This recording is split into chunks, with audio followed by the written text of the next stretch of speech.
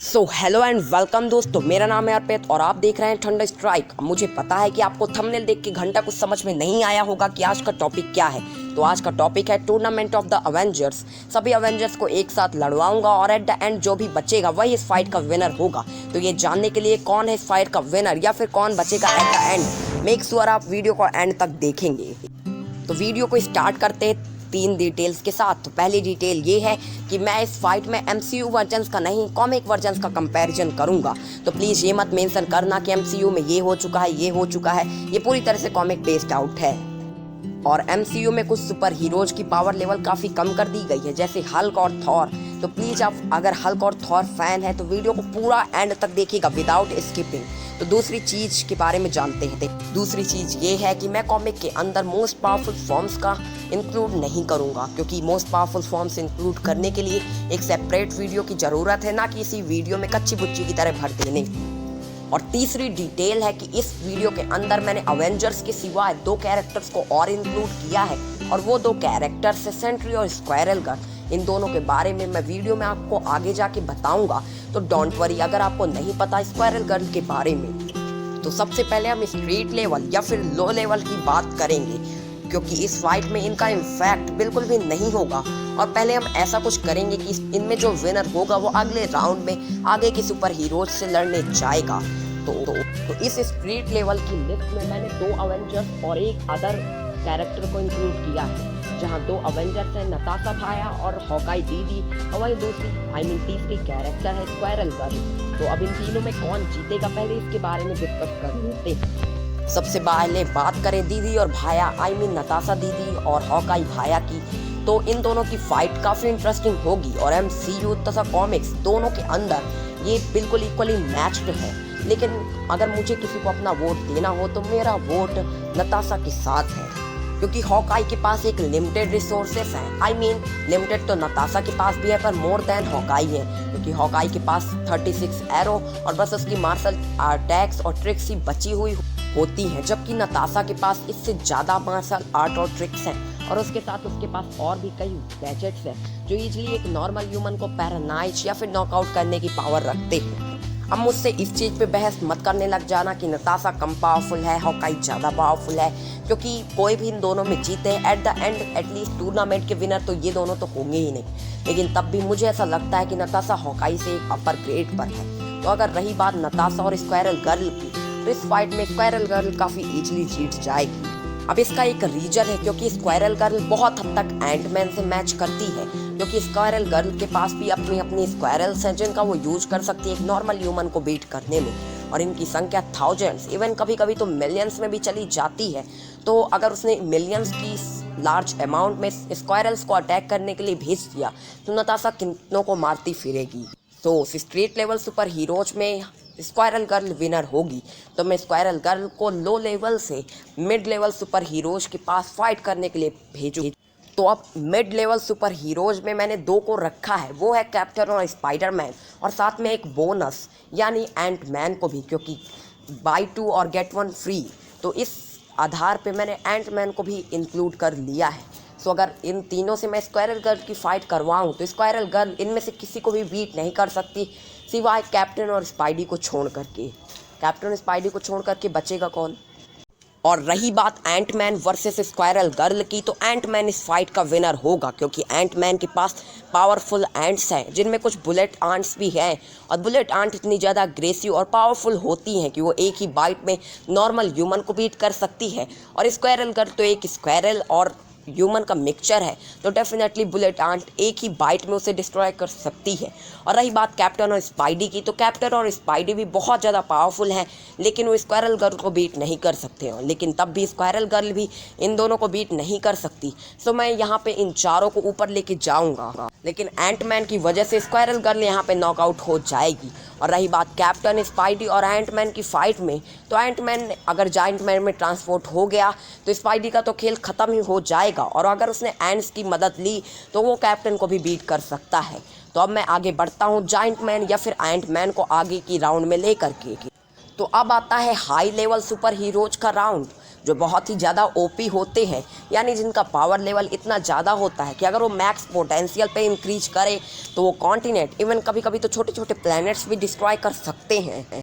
तो इस high level super heroes की लिस्ट में मैंने रखा है आयरन मैन, कैप विथ म्योनियर और साथ में base form of Captain Marvel को, क्योंकि ये तीनों इतने ज़्यादा ओपीएस्ट हैं कि ये प्लैनेट्स को डिस्ट्रॉय कर सकते हैं। तो अब जानते हैं कि क्या एंटमैन विद द एंट्स या फिर Ant-Man as a giant man इन तीनों को बीट कर सकता है। तो एंटमैन ने काफ़ी गुलछर्रे उड़ा लिए, तो अब यहाँ पे उसके नॉकआउट होने की बारी आ गई है।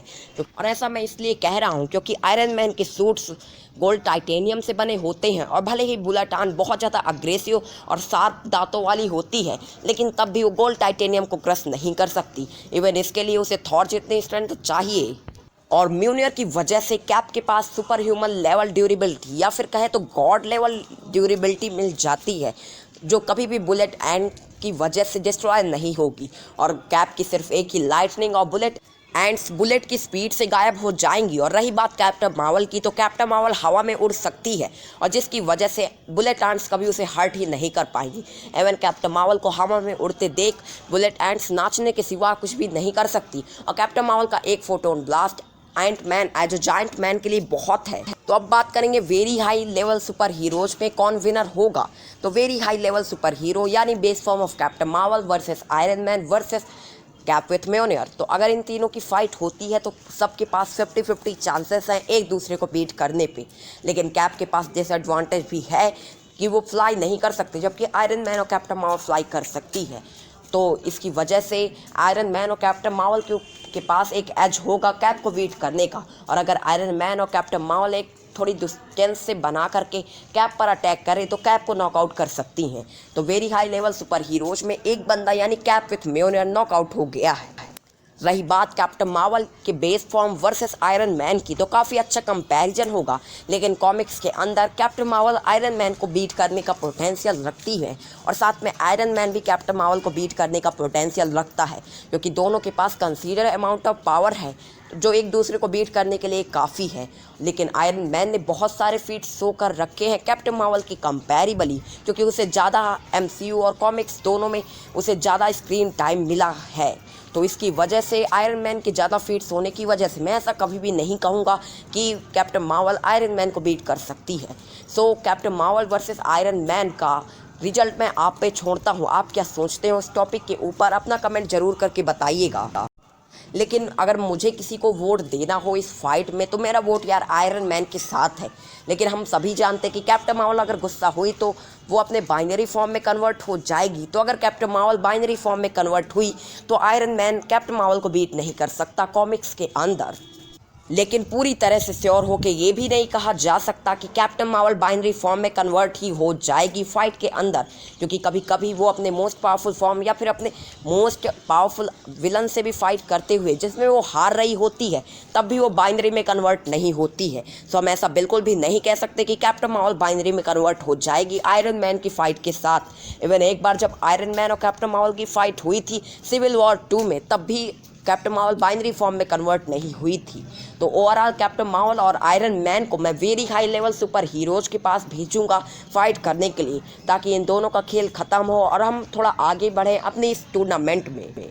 तो very high level super heroes इतने ज़्यादा ओपीएस्ट या फिर पावरफुल होते हैं कि ये प्लैनेट्स को तो ऐसे ही डिस्ट्रॉय कर देंगे, और इन्हें गुस्सा आ गया तो 2-3 प्लैनेट्स या फिर कभी कभी फुल पोटेंशियल अनलीस्ट करने की वजह से सोलर सिस्टम डिस्ट्रॉय करने का पोटेंशियल रखते हैं। तो इस वेरी हाई लेवल लिस्ट में मैंने रखा है हल्क, डॉक्टर स्ट्रेंज और वांडा को। एक चीज़ मैं क्लियर कर देना चाहता हूँ कि यहाँ पे जो वांडा है वो हाउस ऑफ एम वाली वांडा नहीं है, क्योंकि हाउस ऑफ एम वाली Wanda one of the most powerful versions of Wanda में आती हैं। और इसके लिए फिर मुझे हल्क का कॉस्मिक इमोर्टल हल्क या फिर वर्ल्ड ब्रेकर हल्क या फिर डॉक्टर स्ट्रेंज का क्लासिकल या फिर ब्लैक लिस्ट डॉक्टर स्ट्रेंज का वर्जन लेना पड़ेगा, जिसके सामने चाय कम पानी भी नहीं है।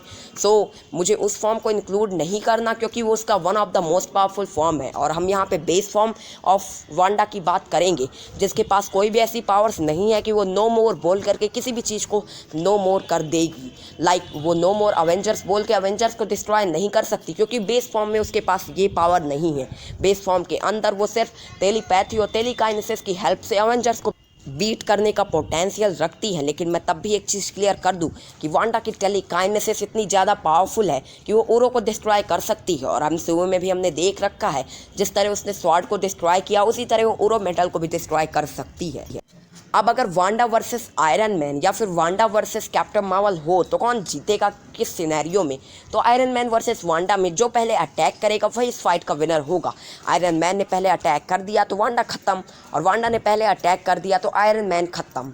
लेकिन मैं बता दूं कि कॉमिक्स की वांडा के पास भी काफ़ी हाई अमाउंट ऑफ एनर्जी या फिर ड्यूरेबिलिटी भी है, यानी वो आयरन मैन का एटलीस्ट एक ब्लास्ट सर्वाइव कर सकती है लेकिन दूसरा नहीं। और उसी तरह सेम मैच केस में कैप्टन मार्वल के भी साथ है, क्योंकि कैप्टन मार्वल पे अगर वांडा ने पहले टेलीकाइनेसिस का यूज कर लिया तो कैप्टन मार्वल खत्म, लेकिन अगर कैप्टन मार्वल ने पहले अटैक कर लिया तो वांडा खत्म। तो मैं पहले यहाँ पे वांडा को नॉकआउट कर दूंगा, क्योंकि वांडा एक ग्रुप फाइट में बहुत अच्छे से वर्क नहीं कर पाती। और भले ही ये दोनों नहीं है अभी भी नीचे के सुपर हीरोज, और साथ में अभी भी हल्क, डॉक्टर स्ट्रेंज, थॉर और सेंट्री जैसे सुपर हीरोज हैं जो वांडा को इजीली नॉकआउट कर सकते हैं। और अगर मैं हल्क का कंपैरिजन आयरन मैन के साथ करूं तो मुझे अब ये बताने की ज़रूरत नहीं है कि कौन इस फाइट का विनर होगा। जी हाँ, आप बिल्कुल सही कह रहे हैं, हल्क इस फाइट का विनर होगा। क्योंकि भले ही MCU के अंदर हल्क आयरन मैन से वीक हो हल्क बस्टर की वजह से, लेकिन कॉमिक्स के अंदर हल्क के पास unlimited power, unlimited stamina, unlimited strength, durability न जाने क्या क्या है। और एक बार उसने अपनी जस्ट एक क्लैप से पूरे यूनिवर्सल की प्लेटलिस्ट हिला दी थी। और हम इसे एक और अच्छे तरीके से समझ सकते हैं कि जब आयरन मैन ने हल्क को बीट करने के लिए हल्क बस्टर बनाया था तो कॉमिक्स के अंदर हल्क ने हल्क बस्टर को भी तोड़ दिया था। और ध्यान रहे कि वो आयरन मैन ने प्रिपरेशन के साथ बनाया था, और यहाँ पे हम विदाउट प्रिपरेशन वाले आयरन मैन की बात कर रहे हैं। तो विदाउट प्रिपरेशन वाले आयरन मैन और हल्क के बीच में हल्क की फाइट की विनर होगा, क्योंकि हल्क ने प्रिपरेशन टाइम वाले आयरन मैन को भी बीट करके रखा है। सो विदाउट प्रिपरेशन टाइम वाला आयरन मैन को बीट करने में उसे ज़्यादा टाइम नहीं लगेगा। रही बात कैप्टन मार्वल वर्सेस हल्क की, तो कैप्टन मार्वल के पास बहुत बड़ा एडवांटेज है लाइट स्पीड और बाइनरी फॉर्म का। तो अगर वो बाइनरी फॉर्म में कन्वर्ट होती है तो अब ये इक्वली मैच्ड वाली फाइट होगी। लेकिन स्टिल कैप्टन मार्वल बहुत ज़्यादा स्ट्रांग होने के बावजूद वो हल्क को बीट नहीं कर सकती, क्योंकि हल्क ने इवेंचुअली नॉर्मल थॉर को बराबर की टक्कर दी थी कई बार। और नॉर्मल थॉर बहुत ही ज़्यादा OP बीइंग है और वो कैप्टन मार्वल को बीट कर सकता है। So Hulk versus captain Marvel में कैप्टन मार्वल इस फाइट को नहीं जीत सकती। हालांकि कैप्टन मार्वल अगर बाइनरी फॉर्म में वर्ट हो जाए तो डेफिनेटली एक अच्छी खासी फाइट दे सकती है हल्क को। लेकिन Hulk versus binary form of Captain Marvel के भी विनर हल्क ही होंगे, क्योंकि मैंने पहले ही बता दिया कि हल्क थॉर को कई बार टक्कर दे चुका है, और binary form of Captain Marvel से भी थॉर बहुत ही ज़्यादा पावरफुल है। So Hulk versus binary form of Captain Marvel का विनर हल्क ही होगा कॉमिक के अंदर। अब Iron Man versus Doctor Strange की ज़रूरत नहीं है, क्योंकि आयरन मैन की जहां टेक्नोलॉजी लिमिटेड है वहीं डॉक्टर स्ट्रेंज अनलिमिटेड पावर्स को पोजेस करते हैं। और डॉक्टर स्ट्रेंज का एक अटैक जैसे 7 सन्स ऑफ सेगामॉट या फिर इमेजेस ऑफ आइकॉन का यूज करके डॉक्टर स्ट्रेंज आयरन मैन को काफ़ी ईजिली बीट कर सकते हैं। So iron man doctor strange से नहीं जीत सकता कॉमिक्स के अंदर। और रही बात कैप्टन मार्वल की binary form versus Doctor Strange की, तो इवेंचुअली इस फाइट के विनर डॉक्टर स्ट्रेंज ही होंगे, क्योंकि डॉक्टर स्ट्रेंज के पास इतनी ज़्यादा पावर लेवल है कि वो हल्क को बीट करने का पोटेंशियल रखते हैं। तो और हल्क ने ऑलरेडी कैप्टन मार्वल को बीट कर दिया था। सो डॉक्टर स्ट्रेंज इस फाइट के विनर होंगे। तो very high level super heroes में अब हल्क और डॉक्टर स्ट्रेंज बचे हैं, जो कि बहुत ही ज़्यादा OP हैं और प्लैनेट्स को एक पंचेस या फिर एक स्पेल से डिस्ट्रॉय कर सकते हैं। तो इनके पावर लेवल बहुत हाई है, फीट्स भी बहुत सारे हैं। लेकिन अगर मैं इनका ओवरऑल ऐसे रफली कंपैरिजन करूं तो मुझे समझ में आता है कि डॉक्टर स्ट्रेंज हल्क से ज़्यादा पावरफुल हैं, क्योंकि डॉक्टर स्ट्रेंज के पास इमेजेस ऑफ आइकॉन और साथ में मिरर डायमेंशन की भी पावर्स हैं, जहां वो हल्क को कहीं पर भी टेलीपोर्ट कर सकते हैं और हल्क वहां से वापस भी नहीं आ पाएगा। लेकिन ये तो इनडायरेक्टली विनर है, ना कि डायरेक्टली हल्क को नॉकआउट करो तब जाके कोई डायरेक्ट आंसर होगा कि डॉक्टर स्ट्रेंज हल्क से ज़्यादा पावरफुल है। तो इसका भी आंसर है मेरे पास, क्योंकि एक बार कॉमिक्स के अंदर डॉक्टर स्ट्रेंज ने पूरे 1 घंटे तक थाइनोस को अपने इमेजेस ऑफ आइकॉन से पकड़ के रखा था, और अगर वो थाइनोस को ऐसे पकड़ सकता है तो हल्क को भी पकड़ सकता है।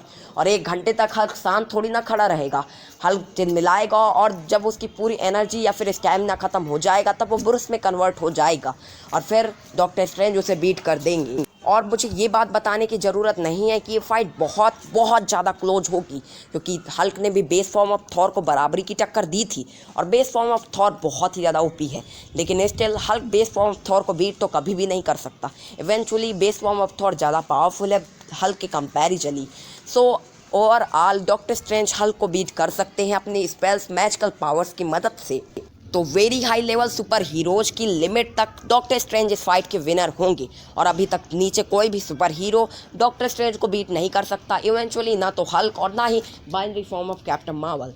तो अब मैं भेजूंगा इन्हें best supreme power level super heroes के पास, जो कि है सेंट्री और किंग थॉर। पहले तो मैं सेंट्री को एक्सप्लेन करने की ज़रूरत ही नहीं है क्योंकि सेंट्री बहुत ही ज़्यादा ओपी है, आप सबको पता है, लेकिन किंग थॉर को मैं थोड़ा सा बता देता हूँ, क्योंकि किंग थॉर को इंक्लूड करने का मेन रीज़न ये है कि 6161 यूनिवर्स या फिर नॉर्मल टाइम लाइन के अंदर थॉर अभी किंग थॉर है और मैंने इन्हें के अभी के वर्जन इंक्लूड किए हैं, ना कि वो पहले क्या थे या फिर कभी क्या बने थे। डॉक्टर स्ट्रेंज वर्सेस सेंट्री बहुत ही आइकॉनिक इंटरेस्टिंग टॉपिक होने वाला है। ये इतनी क्लोज फाइट होगी कि अब तक की कोई भी फाइट इसके क्लोज के बराबर नहीं आ पाई होगी, लेकिन इवेंचुअली इस फाइट के विनर सेंट्री ही होंगे, क्योंकि सेंट्री के पास इमोर्टलिटी जैसी की पावर्स है और डॉक्टर स्ट्रेंज एटलीस्ट उसे डेथ बैटल में तो कभी भी बीट नहीं कर सकते। और अभी भी किंग थॉर जिंदा है, डोंट वरी, क्योंकि किंग थॉर का अटैक दोनों पर होगा, ना कि सेंट्री अकेले पर। और डॉक्टर स्ट्रेंज हमेशा हर सुपर हीरो को हर टाइम एक ही टाइम पे हैंडल नहीं कर पाएंगे और अपनी कम ड्यूरेबिलिटी होने की वजह से वो सेंट्री को बराबर की टक्कर तो दे देंगे, लेकिन कोई भी पीछे से उन्हें टपका के चला जाएगा। तो इवेंचुअली अब supreme level power level super heroes में डॉक्टर स्ट्रेंज नहीं बचने वाले। तो अब बचे हैं दो महारथी जो ही इस फाइट के विनर को डिक्लेयर करेंगे। वो है किंग थॉर, जिसके पास ऑडिन फोर्स का एक्सेस है, गॉड ब्लास्ट जैसे पावरफुल ब्लास्ट है, और दूसरी तरफ है सेंट्री, जिसके पास न जाने कितनी सारी पावर्स हैं, लाइक जनरेशन, हीलिंग पावर और सबसे ज़्यादा इमोर्टैलिटी। एक चीज़ मैं आपको बताना चाहता हूँ कि इस वीडियो के पहले भी मैंने एक वीडियो बनाया था जिसमें मैंने थॉर, सुपरमैन, सेजम, सेंट्री को कंपेयर किया था, लेकिन मैं पहले ही बता दूँ कि कंपैरिजन का मतलब फ़ाइट नहीं होता है। ज़रूरी नहीं है कि जो कंपैरिजन का विनर हो वही फाइट का भी विनर हो, लेकिन मैं ऐसा भी नहीं कह रहा कि जो कंपैरिजन का विनर होगा वो फाइट का विनर नहीं हो सकता, कभी भी कुछ भी हो सकता है। सो उस पर ब्रीफली कई लोग मुझसे डिस्कस कर रहे थे, तो मैंने ये कहा भी नहीं कि थॉर सेंट्री को बीट कर सकता है, मैंने तो ये कहा कि कंपैरिजन के अंदर थॉर सेंट्री से आगे है। तो किंग थॉर वर्सेस सेंट्री के बारे में कई सारे मिथ फैले हुए हैं जिन्हें मैं क्लियर करूंगा। पहले तो गॉड ब्लास्ट का लफड़ा, कि थॉर का गॉड ब्लास्ट इमोर्टल बींग्स को नॉकआउट या फिर मार तक सकता है।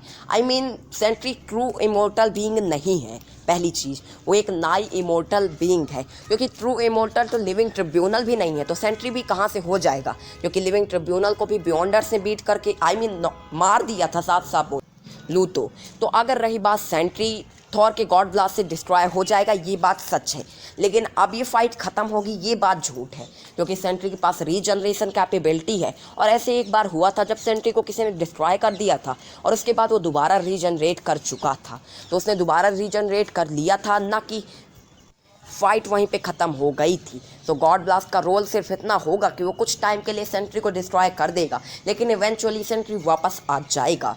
सो किंग थॉर वर्सेस सेंट्री बहुत ही आइकॉनिक टॉपिक है, लेकिन अगर ये एक डेथ बैटल होती है तो इस फाइट के विनर टाई पर ही जाएगा। सेंट्री के पास इतनी ताकत नहीं है कि वो किंग थॉर को मार दे, क्योंकि सेंट्री के पास उसका पावरफुल अटैक क्या है, उसकी लेजर या फिर सुप्रीम लेजर, और वहीं सेंट्री के पंचेस भी इतने कैपेबल नहीं है कि वो किंग थॉर को मार सके। सो इवेंचुअली सेंट्री के पास इतनी पावर्स नहीं है कि वो किंग थॉर को बीट कर सके, और किंग थॉर के पास इतना दम तो है कि वो सेंट्री जैसे बीइंग को मार सकता है, लेकिन इवेंचुअली सेंट्री इमोर्टल और रीजनरेशन कैपेबिलिटी की वजह से वो भी किंग थॉर के हाथों मर नहीं सकता। So King Thor versus Sentry death battle में ये टाई ही होगी। तो अगर ये डेथ कंपैरिजन या फिर डेथ टूर्नामेंट हुआ तो ये दोनों इस फाइट के विनर होंगे।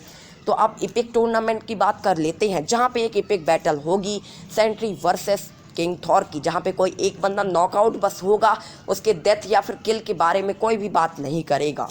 तो पहले मैं उन अटैक्स के बारे में देखता हूँ जो किंग थॉर सेंट्री को मार करके उसे नॉकआउट कर सकता है, क्योंकि गॉड ब्लास्ट इसमें इंक्लूड नहीं होगा, क्योंकि गॉड ब्लास्ट के पास इतनी ज़्यादा पावर है कि उसे डिस्ट्रॉय ही कर देगा नॉकआउट के बदले। लेकिन अगर गॉड ब्लास्ट नॉर्मल या फिर गॉड ब्लास्ट की पावर कम करके यूज की जाए तो वो उसे नॉकआउट कर देगा। और वहीं स्पिरिट ऑफ थंडर और वहीं सबसे बड़ी पावर जिसे हम कह सकते हैं ऑर्डिन फोर्स, उसको एक लिमिटेड एनर्जी में यूज करने पर सेंट्री को नॉकआउट किया जा सकता है। और वही सेंट्री के पास क्या है जो थॉर को नॉकआउट कर सकता है? कुछ भी नहीं, क्योंकि सेंट्री की सुप्रीम लेजर या फिर पंचेस कैपेबल नहीं होंगे किंग थॉर को बीट करने के लिए। और किंग थॉर का ऑर्डिन फोर्स की पावर थोड़ी सी मैं एक्सप्लेन कर देता हूँ। वो reality warping, dimension travel, time manipulation, soul manipulation, न जाने क्या क्या कर सकता है। इवन गैलेक्सीज, इवन कभी कभी तो यूनिवर्सेस को डिस्ट्रॉय करने का पोटेंशियल रखती है ऑर्डिन फोर्स। तो ऑर्डिन फोर्स के सामने सेंट्री टिकने वाला नहीं है एक एपिक बैटल में। तो आज के इस एपिक टूर्नामेंट का विनर होगा किंग थॉर। ध्यान देना, मैंने थॉर नहीं कहा, किंग थॉर कहा है। और वहीं डेथ टूर्नामेंट का विनर होगा सेंट्री और किंग थॉर दोनों। तो कैसा लगा ये टूर्नामेंट? अगर आपने अभी तक इस टूर्नामेंट को एंड तक देखा है तो प्लीज़ कमेंट में लिखना है आपको किंग थॉर एंड सेंट्री। बस आपको इतना कमेंट में लिखना है ताकि मैं पहचान पाऊँ कि आपने पूरी वीडियो देखी है या फिर आधी अधूरी छोड़ के कहीं चले गए हैं। तो अब मुझे ये बताओ कि मैं डीसी का भी एक ऐसा या फिर जस्टिस लीग टूर्नामेंट करूँ, या फिर मैं इनके MCU वर्जन या फिर मोस्ट पावरफुल वर्जन्स का टूर्नामेंट करा दूं। आप जो भी बताएंगे मैं उसी के अकॉर्डिंग नेक्स्ट वीडियो आपको दूंगा। मैं जानता हूँ वीडियो थोड़ी लॉन्ग हो गई, अगली बार से मैं इसे शॉर्ट करने की पूरी ट्राई करूँगा। तो फिर से मिलते हैं अपनी अगली वीडियो में, तब तक के लिए बाय।